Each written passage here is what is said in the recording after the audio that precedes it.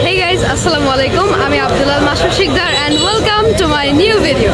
আজকে আমরা আসছি কিশোরগঞ্জের একটি ঐতিহ্যবাহী মসজিদে। এই মসজিদটি হচ্ছে পাগলা মসজিদ। এই মসজিদটি কিশোরগঞ্জ সদরের নরসুন্দা নদীর পাড়ে অবস্থিত। তিনতলা বিশিষ্ট এই মসজিদটিতে একটি সুউচ্চ মিনার রয়েছে এবং 3টি গম্বুজ রয়েছে।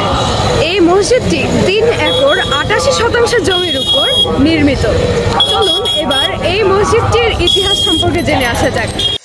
এই মসজিদটি কিশোরগঞ্জ সদর উপজেলার হারোয়া নামক স্থানে নরসুন্দা নদীর তীরে অবস্থিত। জনশ্রুতি অনুসারে কিশোরগঞ্জের ঐতিহাসিক হয়বতনগর জমিদার বাড়ির ঈশা খানের বংশধর দেওয়ান জিলকদর খান ওরফে জিলকদর পাগলা নামক একজন আধ্যাত্মিক ব্যক্তি নরসুন্দা নদীর পাড়ে বসে নামাজ পড়তেন। পরবর্তীতে স্থানটিতে মসজিদটি নির্মাণ করা হয়। জিলকদর পাগলার নামানুসারে মসজিদটি পাগলা মসজিদ হিসাবে পরিচিতি পায়।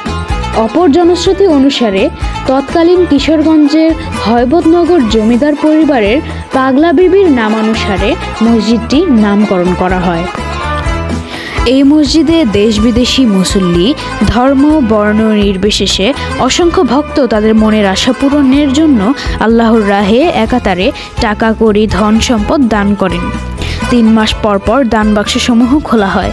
তখন প্রায় 3-4 কোটি টাকা হয়, যা পাগলা মসজিদ কমিটি ও কিশোরগঞ্জ জেলা প্রশাসক মহোদয়ের তত্ত্বাবধানে বিভিন্ন জনহিতকর কাজে ব্যয় করা হয়ে থাকে। আমরা আশা করতে পারি এই মসজিদের মাধ্যমে মানুষের ইসলাম ধর্মের প্রতি ভালোবাসা তৈরি হবে।